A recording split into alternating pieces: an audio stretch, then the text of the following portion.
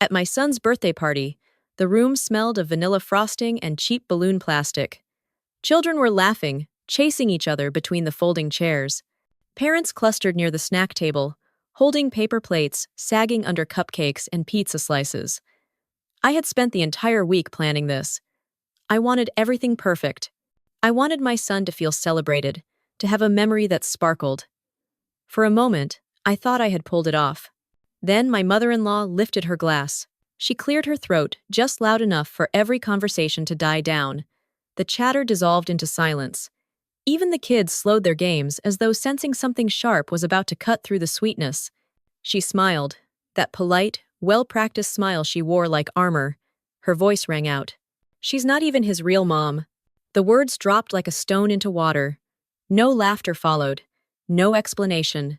Just the sentence, sitting there, echoing against the pastel-colored walls. I froze. My fingers tightened around the knife I had been using to cut slices of cake. My knuckles turned pale. My chest burned as if someone had poured ice water into it. But on my face, I forced a smile, the same smile I had worn at countless dinners and holidays. I would not give her the satisfaction of watching me break. I looked at the guests. Some blinked rapidly, caught between disbelief and politeness. Others shifted uncomfortably, avoiding my eyes, as though by not acknowledging me, they could make the tension vanish. My son was standing right there, 3 feet away, wearing his paper crown, his small hands sticky with icing. His wide eyes were fixed on me, searching for an answer. Inside, my thoughts were a storm. This was not the first jab. This was not even the worst, but it was the most public. For years, she had kept her remarks tucked behind closed doors, whispered to my husband in the kitchen, or slipped into casual comments over coffee. Today, she wanted an audience. She wanted witnesses. I pressed the cake knife onto the table. It made a small clink against the plate, louder than it should have been. I straightened my back, adjusted my blouse, and told myself to breathe. My son was still watching. I needed to protect him, not by shielding him from her words, but by showing him how to stand when someone tries to shatter you. My mother-in-law tilted her head, almost like she was waiting for applause, but the room had gone still. Even the birthday candles flickered as if holding their breath. My heart thudded so hard I felt it in my throat. I wanted to scream. I wanted to tell her that I was the one who had carried this boy through nights of fever, through mornings of scraped knees, through endless bedtime stories when she was nowhere to be found. I wanted to shout that biology means nothing when love has already built a life. But instead, I crouched down to my son's level. "Sweetheart?" I asked softly, so that only he and the people nearest could hear. "Who bakes your cake every year?" He blinked. His little voice wavered, but it carried across the silence. "You do, Mom."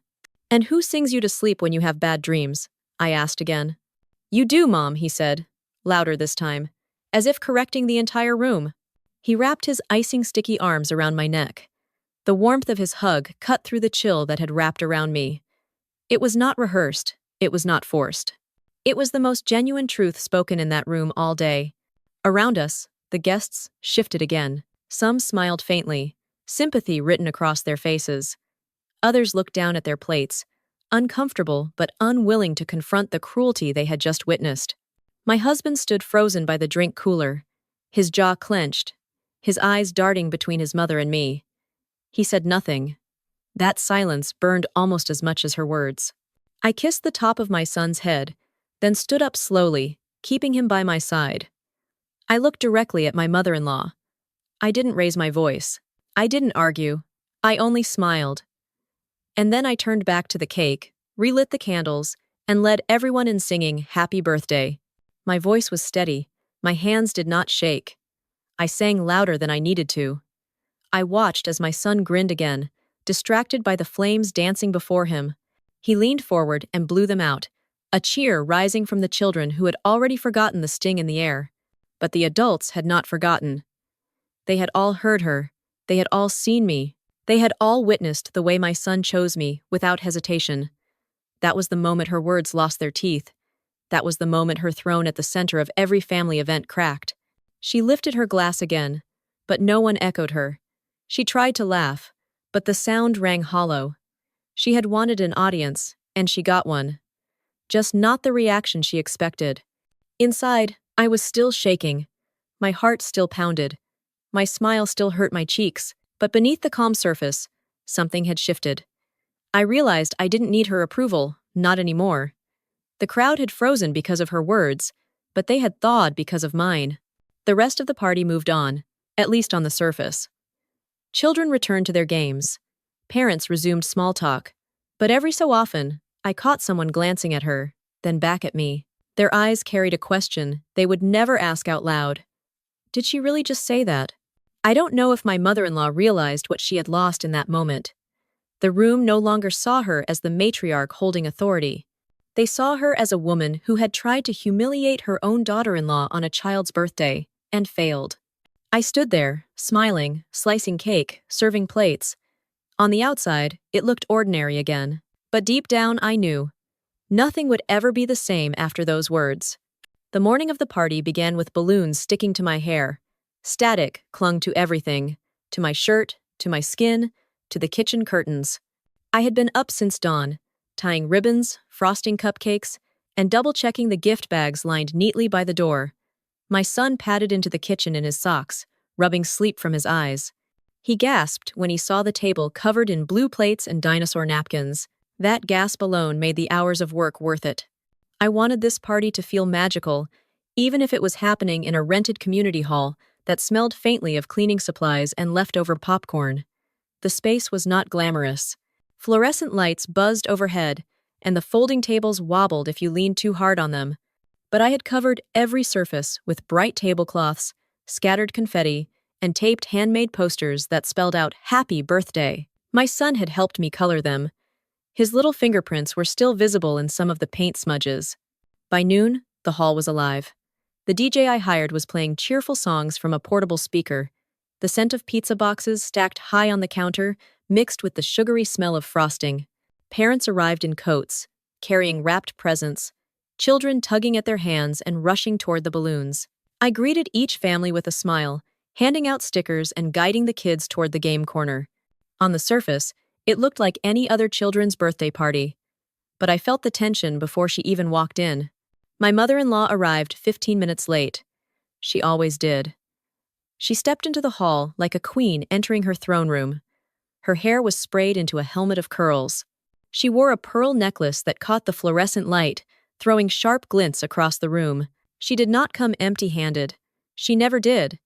In her hand was a neatly wrapped box with gold paper and a bow that looked professionally tied.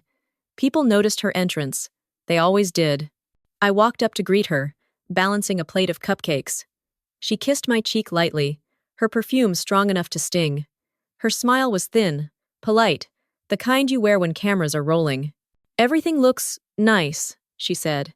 That pause before nice held more weight than the word itself. I thanked her, keeping my tone warm. Inside, I felt the familiar pinch, that small reminder that no matter how much effort I poured into making things perfect, she would always find a way to reduce it. But I brushed it aside. Today was not about me. Today was about my son. Guests began settling in. Children ran circles around the tables. Someone spilled juice, and I bent quickly to mop it up before it spread. Parents chatted about school schedules and summer camps. My husband was busy near the drinks, refilling cups, nodding to his cousins. He looked comfortable, unaware of the storm brewing. My son was glowing. He wore a paper crown he had made at school, the glitter still shedding onto his hair. He ran to each friend, showing them the piñata waiting to be smashed later. His laughter filled the room, bright and easy. That sound kept me steady. There were small moments that hinted at what was coming. When I lit the candles to test them, I caught my mother-in-law watching me with pursed lips. When I carried out the birthday banner, she leaned toward another relative, whispering something that made them both chuckle. When I offered her a slice of pizza, she waved it away as though it were beneath her. None of these were loud enough to cause a scene, but together they built a rhythm I had learned to recognize. I tried to ignore it. I focused on adjusting the chairs so every child had a seat. I reminded myself of the times she had been kinder, like when she brought soup after my son had a bad flu, or when she once complimented the way I decorated the Christmas tree. Small kindnesses I clung to, hoping they meant more than the sharp words that often followed. But deep down, I knew better. There had always been a divide. At our wedding, She had made a toast that sounded generous until you listened closely. "To my son," she had said, raising her glass, "and the life he will build. May he always remember where he came from." The implication had been clear. He belonged to her world, not mine. I thought of that as I arranged the gift bags. I thought of all the little slights, the corrections in front of others, the way she often introduced me as the wife, rather than by name. I had grown skilled at smoothing my expression, at swallowing responses that rose bitter in my throat. This party, though, I believed would be safe. Surrounded by children, by family, by laughter, what could she possibly do? I was wrong. Looking back, the signs were everywhere. Her eyes lingering too long on me, the faint curl of her mouth when I placed the crown on my son's head, the way she positioned herself in the center of the room when it came time for the toast. She was not going to stay in the background. She never did. Still, I clung to hope. I pictured the party ending with everyone smiling, with my son blowing out candles while cameras flashed, with a group photo where maybe, just maybe, she would stand beside me without finding a way to diminish me. I imagined my son falling asleep that night, still wearing his crown, his face sticky with icing, dreaming of dinosaurs and balloons. That was the expectation. That was the fragile image I built in my head as I passed out plates and poured drinks. Reality would be something else entirely. People often say family tension builds like water behind a dam. You do not notice the cracks until one day the flood breaks. That sentence my mother-in-law shouted at the birthday party was not born in that moment. It was carved from years of smaller wounds, layered insults, and quiet humiliations. I can trace the first cut back to our wedding day. The ceremony had barely ended when she pulled me aside. Her lipstick was bright red. Her smile stretched tight. She leaned close, so no one else could hear, and whispered, "He still has time to change his mind." I laughed nervously, pretending it was a joke, but the look in her eyes told me it was not. When we stood together for photographs, she positioned herself between us, pulling my husband's arm toward her as though she were still the leading lady. After we married, the comments became routine. When I cooked dinner, she would lift the lid of the pot and sniff. "That's interesting," she would say, leaving the sentence to rot in the air. When I dressed for family gatherings, she would glance at my outfit and mutter, "Some women just aren't built for elegance." My husband never seemed to notice. Or maybe he noticed and chose not to engage. Either way, I stood alone. Then came the pregnancy. I remember the night I told her I was expecting. She raised her eyebrows and said, "Let's hope the baby inherits my side of the family's genes." Her tone was light, almost cheerful, but underneath was the suggestion that my blood was unworthy, that my child would only be valuable if it carried her reflection. When I brought home ultrasound photos, she barely looked at them. She was more interested in telling me how she had given birth naturally, without pain medication, because real mothers endure. The hospital was worse. After labor, exhausted and trembling, I held my newborn son against my chest. She swept into the room with flowers, kissed my husband, then turned to me. Her first words were not congratulations. They were, "He looks nothing like you." I remember clutching my baby tighter, as if shielding him from that sharp edge. Those early months of motherhood were already heavy. Sleepless nights, endless feedings, the constant fear that I was failing. Instead of support, she added weight. When I forgot a burp cloth, she sighed dramatically. When my son cried too long, she declared that babies only cried when mothers were inadequate. She would say these things casually, as though handing out wisdom, but the sting was always deliberate. Over the years, it did not stop. At Thanksgiving one year, she told the table, "He prefers my mashed potatoes, don't you, sweetheart?" She looked at my husband, not me. At Christmas, she gave my son a sweater embroidered with the words, "Grandma's boy," and announced, "It's fitting, since I'm the one always taking care of him." I had packed the gift away the next day, unable to look at it. There were quieter jabs, too. Moments designed to leave me questioning myself. Once, when my son was 2, she corrected the way I buckled his car seat, saying, "Mothers should know these things instinctively." Another time, she told him in front of me, "If mommy says no, just come ask grandma." She smiled like it was a harmless joke, but I knew it was her way of cutting my authority down piece by piece. I tried to talk to my husband. He would sigh, rub his temples and say, "She doesn't mean it like that." He grew up under her shadow, so he thought her barbs were normal. I learned to stop expecting him to defend me. I built my own armor instead. Still, there were moments when I believed she could soften. Like the afternoon she brought soup after my son caught the flu. She sat at the table, spooning broth into his mouth, and for a moment I saw genuine care. I clung to those scraps of kindness, convincing myself that maybe one day she would see me as family. But kindness from her always came with strings. Later that week, she told my husband, within my earshot, he was so calm with me, maybe I should take him more often, give her a break. It sounded generous, but what she really meant was that I was failing again. By the time my son turned 5, I had a catalog of these moments, a library of slights I carried in silence. She called me the wife instead of my name. She joked that my son's stubbornness must come from my side. She told people I was too career-focused, as if working to support my family was a flaw. So when she stood at his birthday party, lifted her glass, and declared I was not his real mom, I should not have been surprised. It was the natural crescendo of years of undermining. She had been building to that moment, stacking insult upon insult, until she could finally deliver the cruelest line in public. But what she did not understand was that every past wound had also built something inside me. Resilience, patience, a deep well of quiet strength. I had learned to smile when I wanted to cry, to stand still when I wanted to shout. Her words were meant to break me, but instead they revealed her desperation. The guests at the party did not see history. They only saw the spectacle. But I carried the whole story in my chest. I carried the wedding toast, the pregnancy remarks, the hospital cruelty, the holiday jabs, the undermining whispers.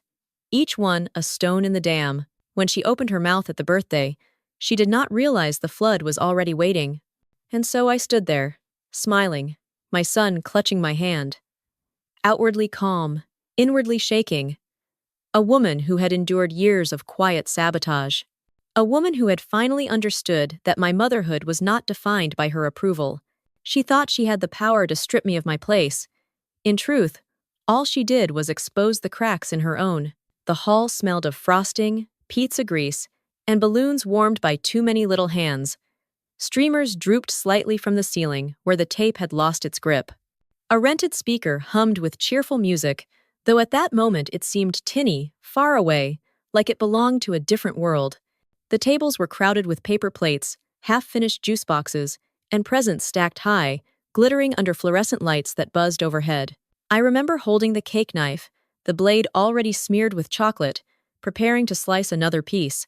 My son stood near the table, his crown tilted on his head, cheeks flushed from chasing his friends. He was laughing. His eyes sparkled in a way that made all the hours of planning worth it. For one fragile moment, I thought I had delivered him happiness. Then I saw her move. My mother-in-law rose slowly from her chair near the center of the room. She tapped the side of her glass with a spoon, the high-pitched ring cutting clean through the chatter. Conversations dissolved mid-sentence. Children hushed, sensing something was happening. The birthday music faded into the background. All eyes turned to her.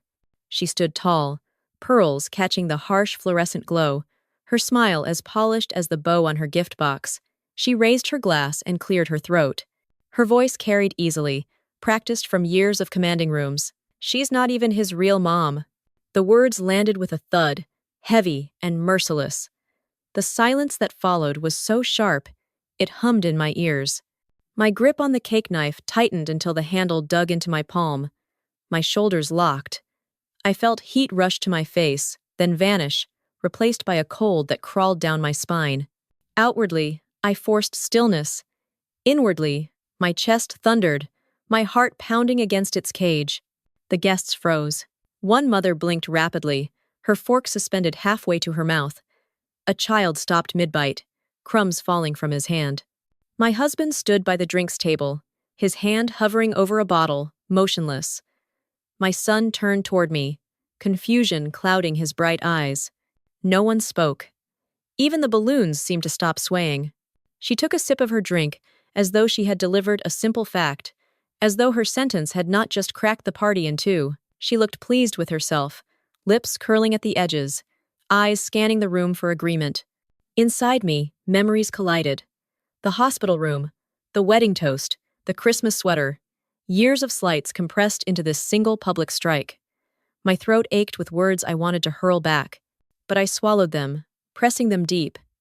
I would not let her drag me down to her level. I crouched to my son's height, ignoring the way the cake knife clattered softly against the table. His small hands were sticky with icing, his crown slipping further down his forehead. His lip trembled. I forced my voice steady. "Sweetheart," I asked gently, "who bakes your cake every year?" His eyes widened, then softened.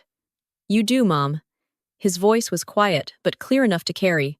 "And who sings you to sleep when you're scared?" I asked again. "You do, Mom." Louder this time. "Certain." He threw his arms around my neck, squeezing so tightly I could feel his heartbeat against mine. The warmth of his little body melted the ice that had settled in my chest. Around us, the silence shifted. Guests glanced at one another, some nodding slightly, some smiling faintly. The tension broke, not with laughter, but with recognition. They had seen truth. I stood slowly, keeping my son's hand in mine. I turned toward the cake, relit the candles with steady fingers, and began to sing "Happy Birthday." My voice rang louder than the rest, carrying over the hesitant chorus of others. My son leaned forward, cheeks puffed, and blew out the candles. The smoke curled upward, a soft veil in the bright light. Children cheered, rushing forward for slices of cake. The moment had passed for them. They returned to games and laughter, their voices rising again, covering the awkward silence left behind. But the adults did not forget. Their eyes lingered on me, then flicked toward her. My husband finally moved, adjusting his collar, his jaw clenched tight. He still said nothing. She raised her glass again, as though to salvage the moment. But the weight of the room had shifted. Her smile faltered when no one clinked glasses, no one echoed her toast. She lowered it slowly, the sound of her swallow louder than it should have been. I kept smiling. I cut slices of cake, handed plates to small hands, wiped icing from cheeks. Outwardly calm, inwardly trembling. I felt the storm still inside me, but I let it stay hidden. The victory was not in shouting her down. It was in showing her that her words had no power over me, not in front of my son, not in front of this crowd. The rest of the party unfolded in fragments. Someone's balloon popped, making a few children scream and laugh.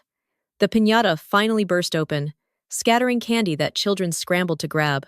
Parents gathered coats and wrangled kids for home. Through it all, she remained seated, stiff, her glass untouched. The sparkle of her pearls seemed duller under the lights. When the last guest left, the hall looked deflated. Streamers hung limp, frosting smeared across the table, confetti stuck to shoes. My son curled against me, sleepy but smiling, clutching his new toys. I kissed his hair and whispered that he had been wonderful. He nodded, his eyelids heavy, and murmured, "You're my mom." The sentence echoed in my mind, drowning out hers. She gathered her things slowly, like a queen whose crown had slipped. She avoided my eyes, muttering about being tired. No one offered to walk her out. She left alone.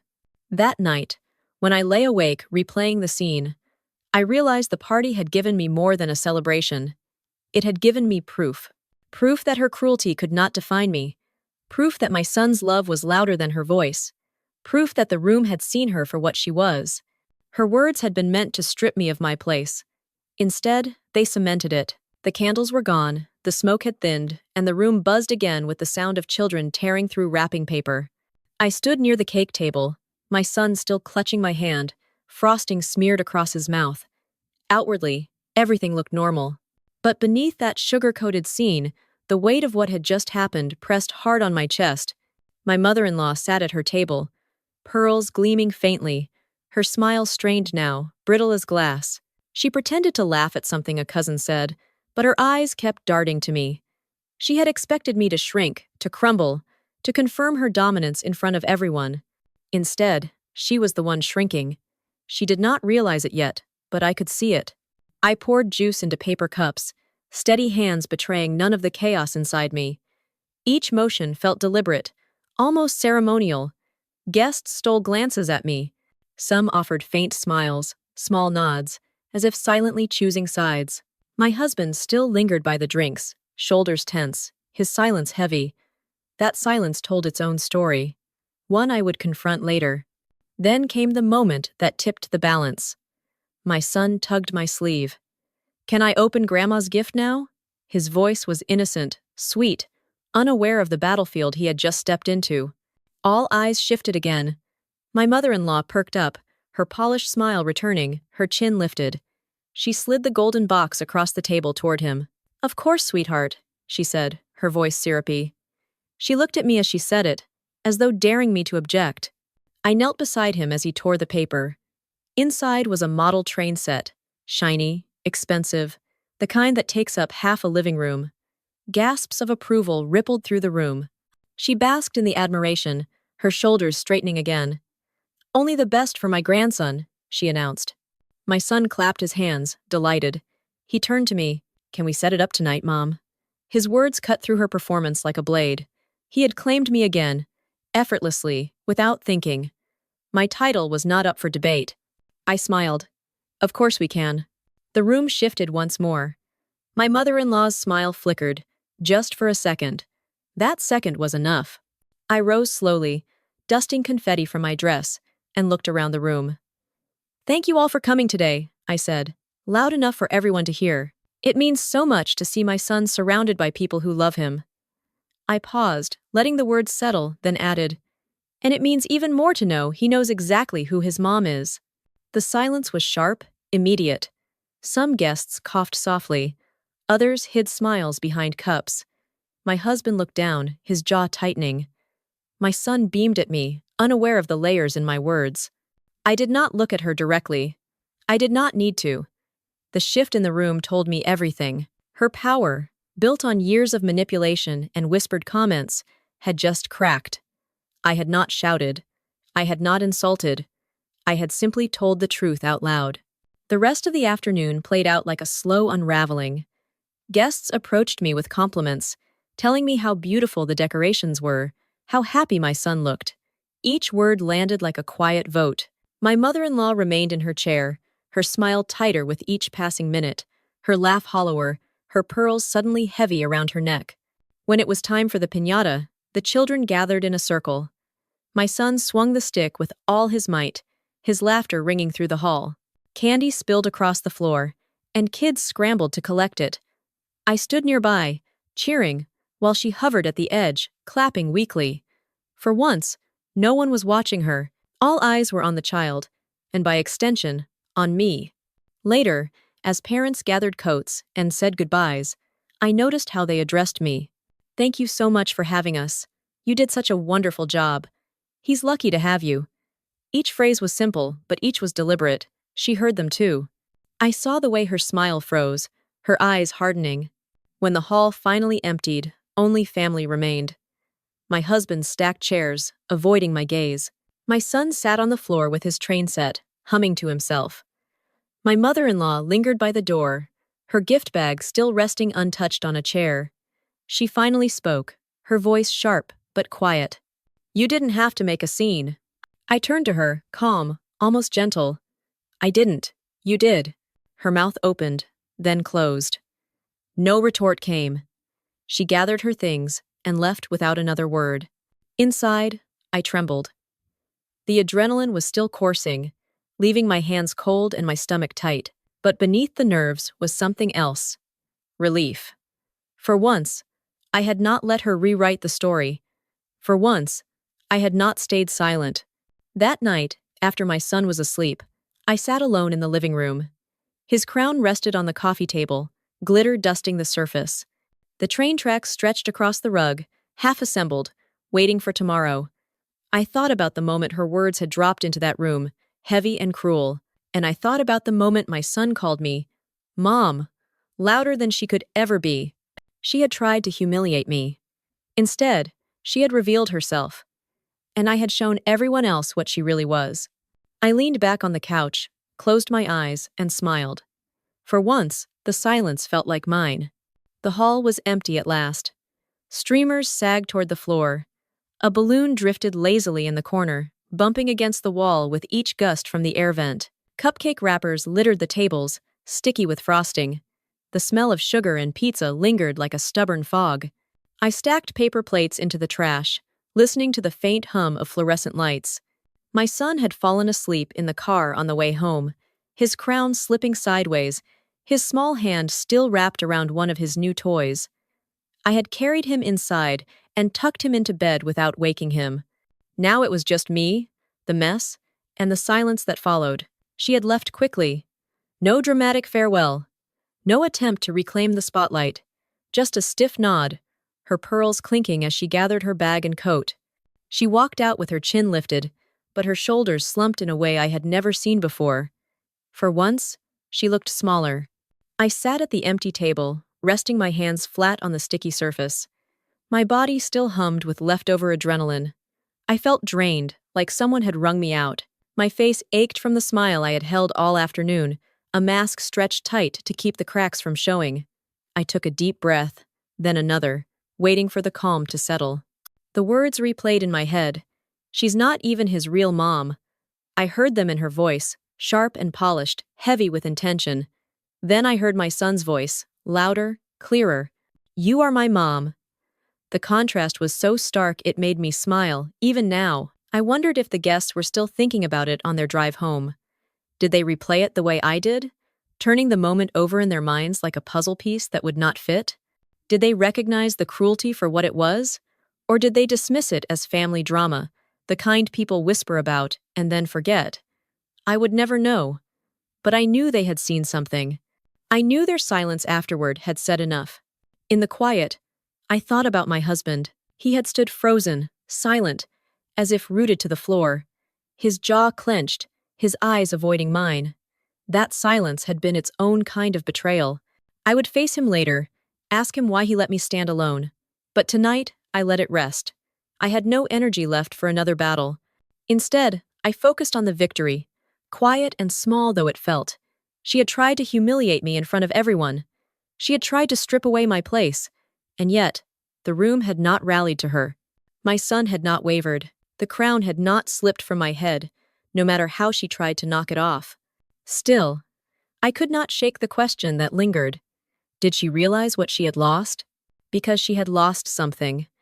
Maybe not her pearls, not her chair at the table, not her son's dutiful attention, but she had lost the illusion of power she had worked so hard to cultivate. She had wanted to be the matriarch everyone looked up to, the voice everyone obeyed. Instead, she had shown herself as a woman willing to wound a child's party just to wound me. I thought of the guests who had thanked me, who had looked at me with sympathy or quiet admiration. Their words had been simple, but in their simplicity, they had taken sides. She might not have noticed in the moment, but one day she would. One day she would realize that authority is not seized by cruelty, it is eroded by it. I leaned back in the chair, staring at the half-deflated balloons. They looked tired, like me.